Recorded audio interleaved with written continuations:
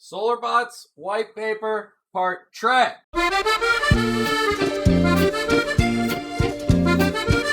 The release and the roadmap. We're going to start off with the different types of Solarbots.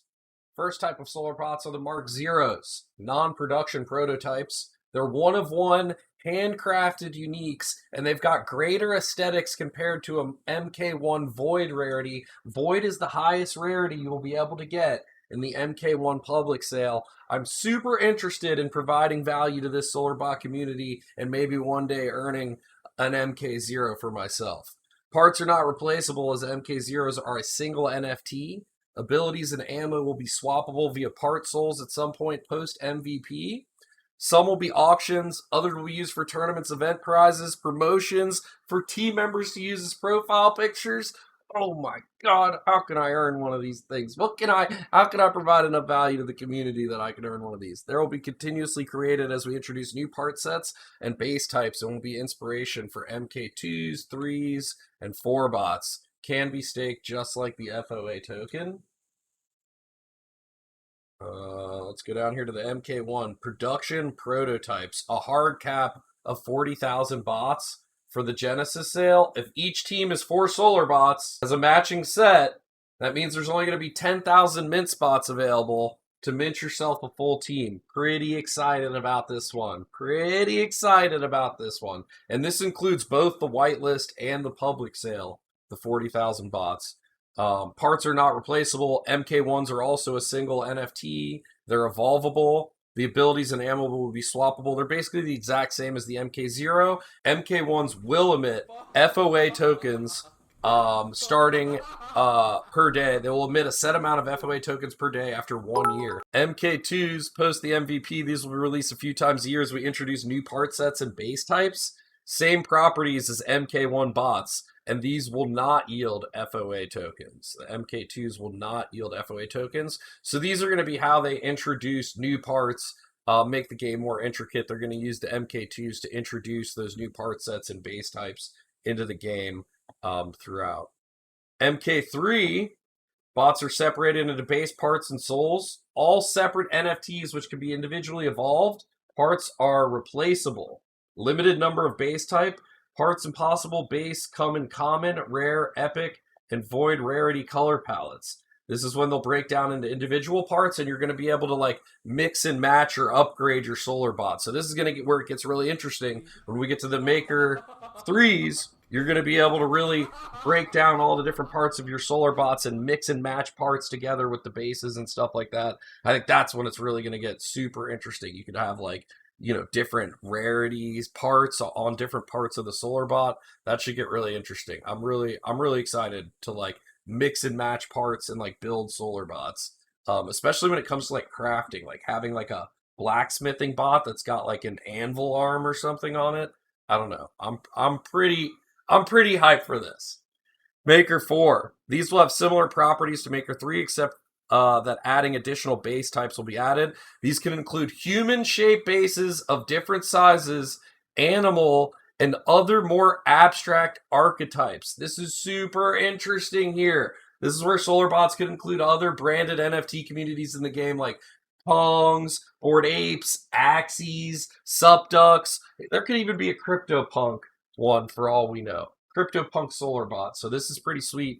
I really like how they kind of hint at other NFT projects that they think are good for the, you know, overall cryptocurrency community might be included in the game. Common, rare, and epic and void rarity will vary in color and have escalating visual effects as rarity increases. Oh my God. Commons will be like plain looking, uncommon, a light color tint, rare and very rare, a strong tint and glow effect, epic, a strong color tint, and particular and particle effects. Oh my God. And void rarity has a special theme, particle effects, and custom animated shader in game. Oh my God. I need to have some void stuff. I don't know. Land gameplay will be progressively unlocked in a way that is congruent with how the story advances. I really like that. It'll be a place to farm, socialize, take part in adventure, and build businesses. Guilds will be able to own impressive guild halls, while players will be able to build homes and shops. Eventually, the ability to build on your own land via the SDK. And the loyalty fund here. Land and MK1 Solarbots will yield FOA tokens, Fragments of the Abyss, to their holders starting 1 year after the token is launched for a duration of 10 years. That's awesome. I love the loyalty fund. It encourages people who are early investors, who are excited and hype about the game, to stick around and hold for 10 years and kind of collect all those Fragments of the Abyss and give the team the time to execute on the vision that we all see here. I think that's really important and awesome. The preliminary workflow for the marketplace is awesome. The marketplace is amazing. This is one of my favorite parts of the white paper right here. It's this in mind that Solarbots Labs will implement a marketplace for lending Solarbots. This will effectively create the infrastructure for future scholarship programs and scholars to seamlessly find each other. The preliminary workflow we've designed lays out the steps. The lender groups the bots in teams of 4, selects how long to lend them for, selects a desired revenue split between the lender and borrower, possibly with the minimum token yield specified in the listing. We're also considering instituting a minimum 50-50 split, which I think they should do. I think that's completely fair. I think it just stops bad actors right off the rip. I think it's in all of our best interest to just make that the minimum right off the rip. I don't think there's really any good argument of why you would need more than a 50-50 split. I'm open to hear, though, from the public. Maybe you put the comments down below of why you think you need more than a 50-50 split while lending out your assets to people to do the physical work and take the time to work them for you. We're going to get into that later. What is it called? Proof of skill. Proof of skill and play and earn gaming. This is a play and earn game. This is very interesting. And although they've aimed to streamline the process, it will still require the team to be manually claimed within a given time phrase. Otherwise, the borrower player loses the team and it will go back on the marketplace. Likewise, if no tokens are yielded for a day, the team goes back on the marketplace to find a more suitable borrower. This is major key. Major key right here. This is so huge right here. They're protecting both the borrower and the lender. If people don't want to use the assets, they get bored, they want to move on, they don't have time to play, it can go right back on the market. Somebody can pick up where they left off. The lender's protected, the borrower's protected. I really like this. The question I really have, though, is it possible to do private rentals? People like us, like the Lucid Esports United, we have a guild of players, 150 players right now. Will we be able to do direct lending with our assets to our scholars, or will it be competitive in the marketplace? I'm sure we will be able to, but something just I have to ask, just reading this, Treasury revenue streams. Initially, the main revenue stream will come from the custom marketplace in which users will be able to list and auction their NFTs, with the project taking a nominal fee of 4%, subject to adjustment, along with crafting fees. These fees will be used to build out the core team and to fund Solarbot Treasury, and due course will be controlled by the FOA stakers. I really like this a lot. I really like this a lot. And part of what we're going to get into for the next video we're shooting back to back videos. Will there be private rentals? X912 says, you bet your ass there'll be private rentals. Calm down, Rand. You'll be able to do the private rentals. But we've got 3 videos in a row here. The next video, we're really going to go deep into the marketplace here. I like how they include guilds and in-game marketplaces. I think is super important. We'll get into that here in a little bit. The Metaverse Partnerships. In the long run, Solarbots Labs wants to integrate high-quality Metaverse communities into the Solarbots Metaverse, always in a way that both respects the story's canon and is congruent with how Eld evolves. They'll share more details in due course. I think if you watched the Baranar stream with the Solarbots founders, I think you might know that some things might be coming, but this is how we're going to include other branded NFT communities in the game, such as, but not limited to, just like I said before, Kongs, maybe Bored Apes, maybe Axies, maybe Subducks, maybe CryptoPunk, who knows? The roadmap, fundraising and core team done. They've already raised $1 million USD to bootstrap development of the Solarbots Metaverse. I'm interested in this in the next video. I have some questions about this, but I love that they've already raised $1 million. The core team, the advisors, everybody around this project seems amazing. So I'm hype on this one. I think this is doing great. The Genesis bot sale, we all know, is coming up in a little over a week here.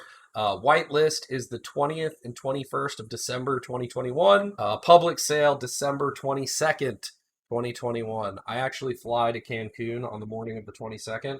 So my partner of the LEU, Lucid Esports United, will be clicking that button, and I'm going to be fucking panicking on that airplane, praying to God that that button is getting clicked. All right? Praying to God that somebody is clicking that button.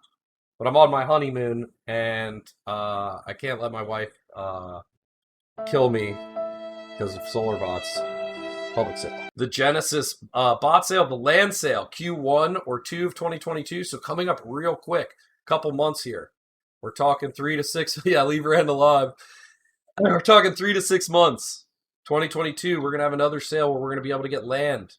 NFT sale will allow us to quickly expand our team and will provide the fundraising necessary to bring Solarbots' vision to life. After both those sales, we're going to be expanding the core team, hiring artists, engineers. Excited to hear about that and where the team's ready to go. After all that hiring's done, we can hear about the new members, what they've brought on board, and what everybody's new vision is, and how quickly we're going to execute on everything. I do love that even still without that, we have a pretty solid roadmap here. A very solid roadmap here. The game MVP Q1 2022. Next 3 months, minimum viable playable product. This is going to be a player versus environment adventure with at least 2 dungeons and NPC shops in capital cities. I really like how they're doing this. They're going to roll out NPC shops to keep the kind of the tokenomics of the game kind of flowing and everything like that, and that will eventually be taken over by player-owned shops as the game evolves. But I really like how it's going to kind of evolve, giving players the chance to create a pilot avatar to use in the game and mint as an NFT. I can't wait to create my pilot. I don't know what it's going to look like. He's going to be pretty funky. I need one with an afro. Giving players the chance to buy a base robot, NFTs which come with base body parts. These can include robots or a full team required to start the adventure. I really like that. So will the market be available then? Giving players the chance to buy base robot NFTs which will come with base body parts. That's very, very interesting there. Some of the rest is encouraging community initiatives around Solarbots media and content creation. Check that one off the list. We're already here. Go ahead. You can just put done next to that, right next to this funding, fundraising, and core team. Done. We're here. Encourage community initiative around Solarbots media and content. We're out here, you know? Expand the PvE economy. That's going to be pretty sweet. I'm really excited for that. I was one to like craft things in EverQuest and WoW and all that stuff. Like I really enjoyed like getting recipes and collecting wood and like building the bow and arrow and fletching arrows that I could then use to go hunt things. I really, really enjoyed that.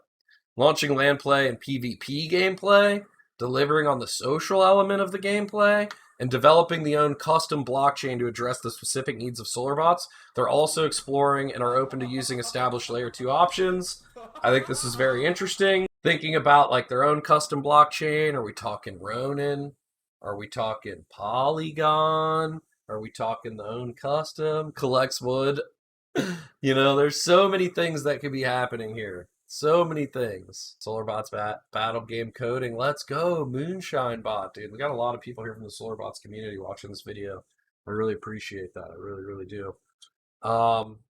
So I think that's it for this one. Bunch of legal jargon at the end there if you really want to read through the rest of the white paper. This is all for the 3-part series of the white paper right here. But yeah, you can read through all the legal jargon. The link will be down below in the YouTube video. Like, comment, subscribe. Leave some comments down below. You know what I mean? And the next video we're about to shoot here is the tokenomics Substack article. And it's a much deeper dive into guilds, land, the tokens. That's the next video we're shooting. See you guys there.